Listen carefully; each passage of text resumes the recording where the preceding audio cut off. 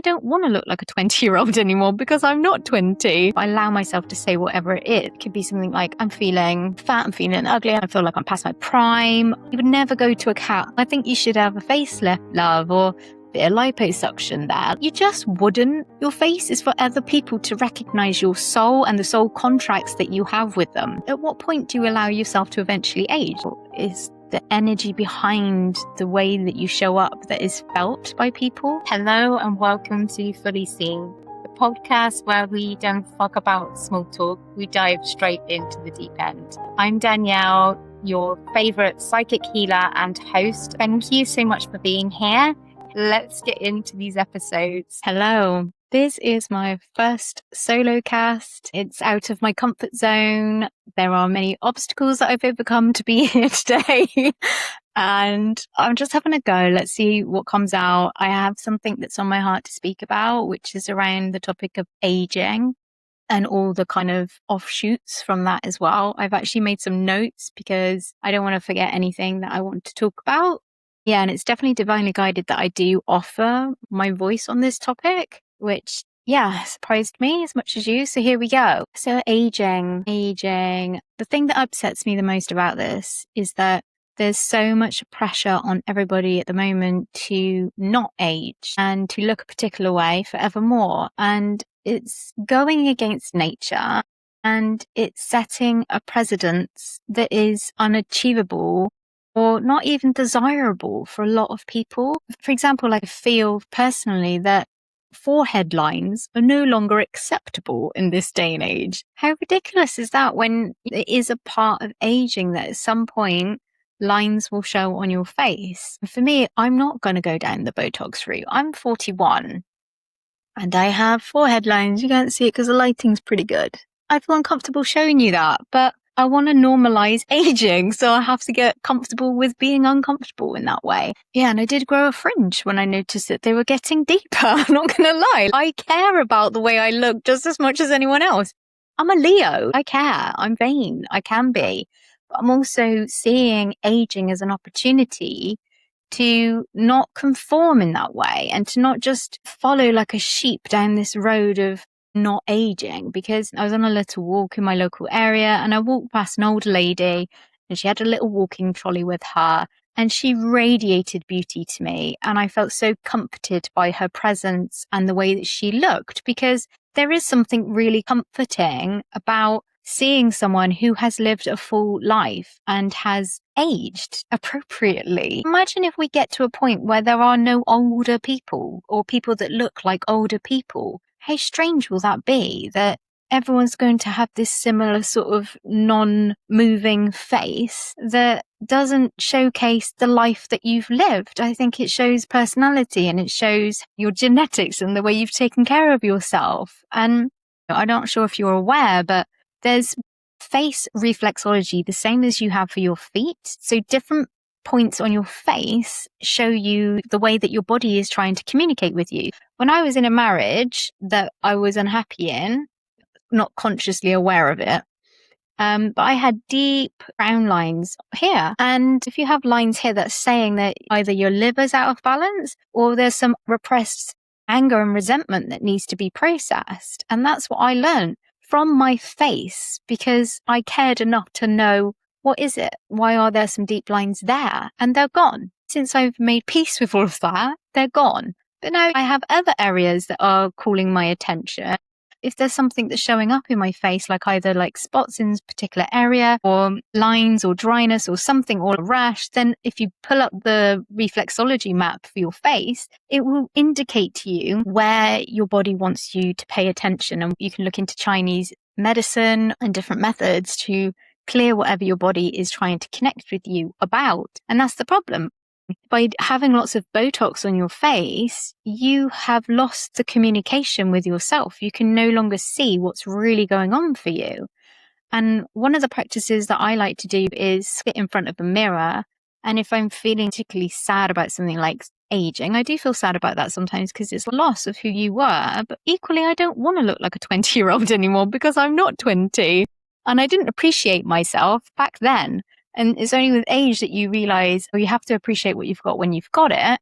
Aging is that opportunity to deepen your self-love and self-respect. So I sit in front of the mirror now and I just speak what I'm feeling, and I don't edit myself. I allow myself to say whatever it is. It could be something like, I'm feeling fat, I'm feeling ugly, I'm feeling like I'm aging, I feel like I'm past my prime, I'm, whatever it is. I just allow it, just express it. And I sit with myself and I look myself in the eyes as I say this, and I might cry. I might do some tapping, which I'll do at some point during this session. And you can noticeably see the energy and the light come back on in your face. You can sit in front of the mirror looking stressed and tense and ugly in a way because you're holding tension and upset that you haven't fully worked through. And then if you just allow that to move through you in that way, by the end of it, you look radiant and more beautiful and lighter because you've been honest with yourself and you've allowed it all. So the mirror practice is one technique that I find really useful. And then I've also read Till Swan's book, which is How to Love Yourself. And one of the things that stood out in there's loads of exercises in there that were great. But one of the things that really stood out to me was any body part or anything that you struggle to accept in yourself, place your hands on that area and then imagine sending love to it as if it was a loved one or a pet. So it neutralizes your experience of that part of you. So I always think about, I love cats, or I love all animals, but cats are particularly special for me. So I think about a cat that I love and I just send love to like my belly and just pour love and acceptance. And you would never go to a cat, I think you should have a facelift, love, or a bit of liposuction there. You just wouldn't. So why are we doing it to ourselves? And I'm also not shaming anyone who makes that choice. Everyone's body is their own to do what they wish with. Just want to offer an alternative to people who do not want to go down that road but feel the pressure to do so. I think if we were living on an island in Fiji with no mirrors, would we give a shit about what we look like?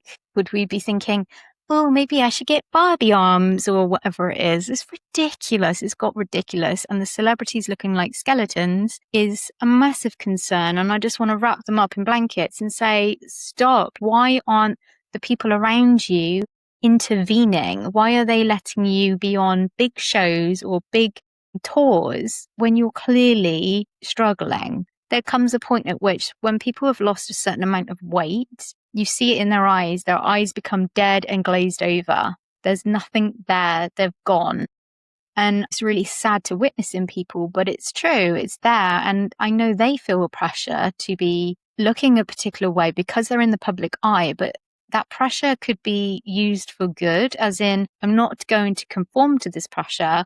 I'm going to show up as I am. I'm going to get healing and therapy to make me more and more resilient to the haters, because there's going to be haters no matter what you do. So you might as well be a stand for what is healthy and normal. Let's be ourselves. Let's show up in all shapes and sizes so that we get a real honest depiction of what it's like to be human and to age. Another thing that I found really helpful was Lee Harris, an energy intuitive who's on YouTube, said one day he channeled from his guides that your face is not for you.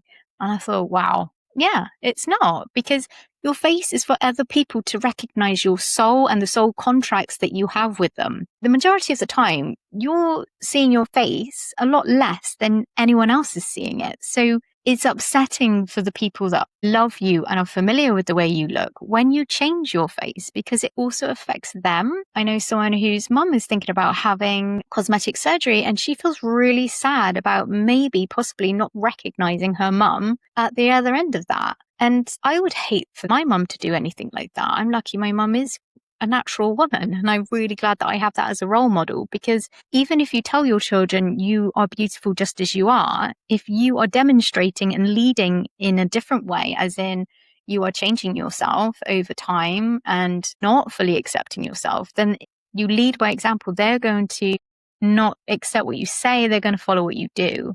So you're harming them as well, and putting pressure on them to then continue down that path. And at what point do you allow yourself to eventually age? Because at some point, are you just going to be on this hamster wheel forever of, oh, this is looking old now, this is looking old now, I need to change that, now I need to do this, now I need to do that. Like, at what point are you going to say, enough's enough? I am a certain age.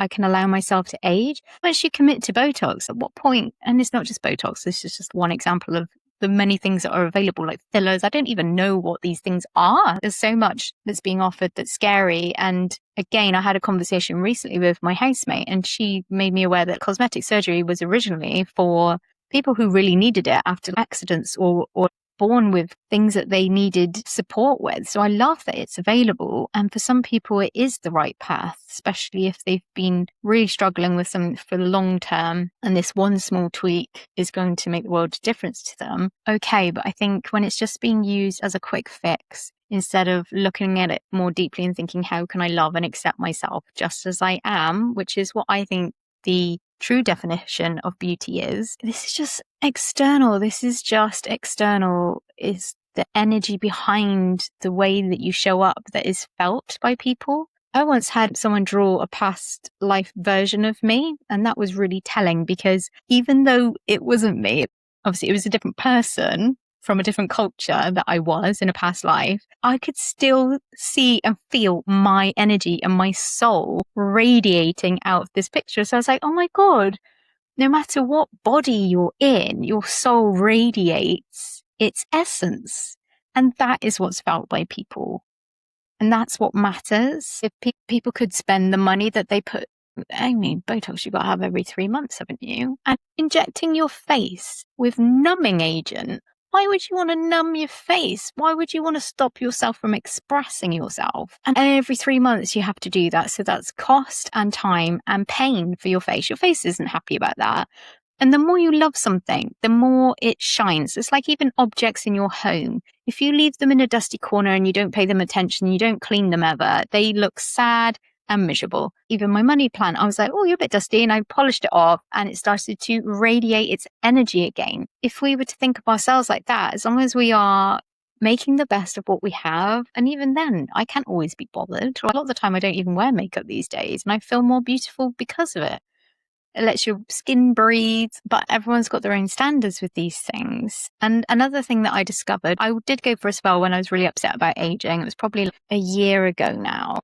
And I was grieving and crying and like feeling that kind of change happening within me. And then I was guided to this woman called Sadie Nardini, and she does face exercises. So it makes a lot of sense. She said, you work out your body, why wouldn't you work out your face? So there's different facial exercises that she guides you through. And she's got a 21-day program, which I would highly recommend. But even that, I can't be bothered. You know, I do it sometimes and then I forget. And at first I felt like I had to do it to like myself. And then I was like, I don't know if I care that much. I don't know if I care that much. So I stopped. And then occasionally I do it again and I feel good for doing it. It's like working out, but I'm more committed to working out than I am exercising my face. But maybe one day I will fit that into my schedule. I covered everything I wanted to say. Yep, so that's it really. I am going to choose an oracle card for us, do a round of tapping, and then close out for the day. Ooh. Okay, it's an interesting card. So I think this is just saying, find out what your style is, find out what your colors are. That's another really key point, because if you wear the right colors, you automatically look more alive and more fresh. There are simple things that don't involve surgery or medical interventions that make you glow and feel better about yourself. So maybe get a stylist, maybe put that money into someone who can help you with your makeup or your skincare regime, and try a few things and figure out what works for you. Sometimes maybe a full face of makeup is your go-to for a while. And then sometimes maybe it's about stripping it back and just like having really glowing skin. And that's your look. These things change over time as well. That's what I'm finding is as you age, the things that you need for your body and the things that your body likes changes. It's an opportunity to learn more and more about yourself and refine your self-care regime. And the form of exercise that you do, what you did when you were in your 20s might not work now you're in your 40s. So you have to change. But that's the beauty of life. It's variety. It's kind of ever changing and you need to roll with that. I'm hoping this conversation helps somebody feel better about themselves. And yeah, let's do some tapping. Even though I'm aging, I love, accept, and forgive myself completely. Even though there's so much pressure on me to look a particular way, I love, accept, and forgive myself completely. Even though what I look like is the least interesting thing about me, I love, accept, and forgive myself completely. I will not conform to this nonsense. I am committed to aging naturally and loving myself. My beauty radiates from within. I see and celebrate everyone else's beauty. Another thing is that you can always tell when someone's had some work done. They just don't look right. You look at them, you're like, something's off. And then it's distracting. You're kind of trying to look for what's changed because nature has its own natural symmetry. So if you have no forehead lines, but the rest of your face is looking a little bit aged, that's a mismatch. And then it confuses the brain. It's like, oh, what's going on there? Like, are you old or are you young? And even when someone has their nose changed or their cheeks filled, it just looks off. So you never get away with it.